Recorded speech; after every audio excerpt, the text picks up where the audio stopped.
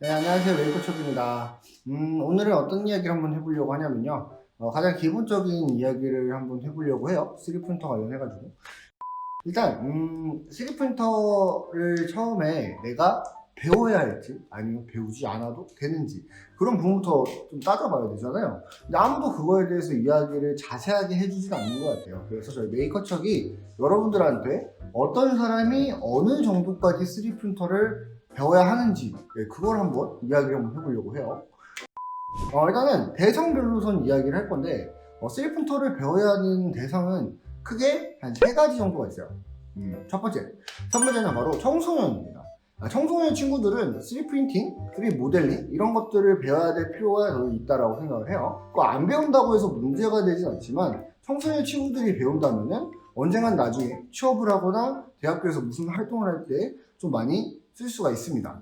지금 뒤에 있는 것 같은 FDM 같은 3D 프린터를 다루게 될 건데, 이러한 3D 프린터를 다루는 방법을 배우는 것도 좋지만 3D 모델링, 스케치숍이라든지 퓨전 360이라든지 이 정도까지는 배워보는 게 굉장히 필요한 거죠.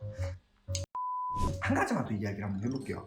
왜 그러냐면은 요새는 이제 대학교에 올라가게 되면은, 물론 이제 여러분들 이문대생이 된다거나 하면 좀 달라지겠지만, 공대 계열 쪽으로 가거나 아니면 예대 쪽으로 간다고 했을 때 3D 프린터를 활용하게 되면은 과제를 하기 되게 좀 편해질 수가 있어요. 안 배운 친구들에 비해서. 뭐 예를 들어서 무언가 이제 건물 같은 거, 건축 모형을 만들어야 되는데 누구는 우드락으로 막 다 붙여서 만들 수 있지만 3D 프린터를 배운 친구는 바로 출력을 할 수가 있는 거죠. 그래서 학교에도 3D가 많이 배치가 되어 있고, 그 다음에 나중에 대학교 때 과제로 쓸 수가 있고, 그리고 요새 뭐 도서관이라든지 공기관에서 3D 프린터 관련된 기술들을 무료로 많이 가르쳐요. 근데 그게 특히나 어른들도 있지만 청소년들 대상으로는 거의 이제 좀 더 좋은 무료 교육을 많이 하고 있죠. 실제로 저도 굉장히 많이 하고 있는 부분이거든요. 그런 곳에서 여러분들이 3D 모델링, 3D 프린팅을 배우게 된다면 언젠간 쓸모가 있을 거다. 가볍게라도 청소년들을 배우면 좋다. 두 번째는 이제 방과후 선생님을 준비하시는 분들, 학교에서 좀 수요가 있는 기술들을 습득을 해서 배우고 싶어 하는 분들, 이러한 방과후 교사를 목표로 하시는 분들도 3D 프린터를 배우면 굉장히 좋습니다. 왜냐면은 일단 수요가 엄청 많아요. 3D 프린터가 학교마다 계속해서 보급이 되고 있습니다. 근데 요새는 보급이 되고 있습니다라고 표현할 수도 있고, 보급이 어느 정도 많이 이루어져 있다라고도 이야기를 할 수가 있어요. 근데 3D 프린터가 요새 좀 말이 많단 말이에요. 무슨 뭐 유해 물질이 나온다, 발암 물질이 나온다. 근데 이런 관련해서 관리를 할 사람이 필요한데, 그런 관리할 사람들이 3D 프린터의 뭐 국가 기술 자격증, 3D 프린터 운영 기능사 자격증 정도가 있는 분들이 관리를 해주고, 관리를 하는 김에 교육도 같이 해주면은 엄청나게 좋은 거죠. 학교 입장에선 말이에요. 그냥 3D 프린터에서 안 좋은 물질이 나오니까 아예 안 쓰면 되는 거 아니에요? 이렇게 얘기할 수 있지만 사실 그렇진 않아요. 왜냐면은 어쨌든 나라 세금으로 구매를 한 3D 프린터가 생각보다 굉장히 많이 널려 있는 거죠. 근데 그거를 이제 활용을 안 한다?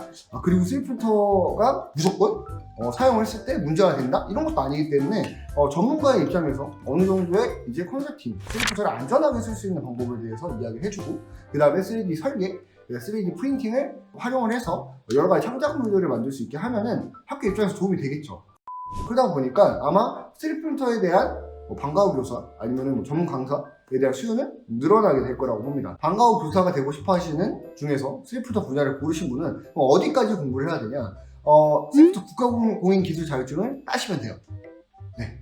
그래서 그 자격증을 따게 되면 되는데, 필기는 운전면허 시험보다 3배 정도 어려운 편이에요. 필기 같은 경우는 한 일주일 정도는 자꾸 공부를 하셔야 될 거고, 그리고 실기 같은 경우는 사람마다 다르지만 꽤 오랜 시간 동안 잡고서는 공부를 해야 되는데, 조금 컴퓨터에 익숙하신 분들은 한 달, 아니면은 컴퓨터에 익숙하지 않으신 분들은 한 3달, 좀 길게는 반년까지 공부를 많이 하시고 나면 무난하게 딸 수 있는 자격증이기도 합니다. 여기까지 공부를 하시면 좋겠죠. 자, 그리고 마지막 3D 프린터를 꼭 배워야 하는 대상 세 번째는 비행기.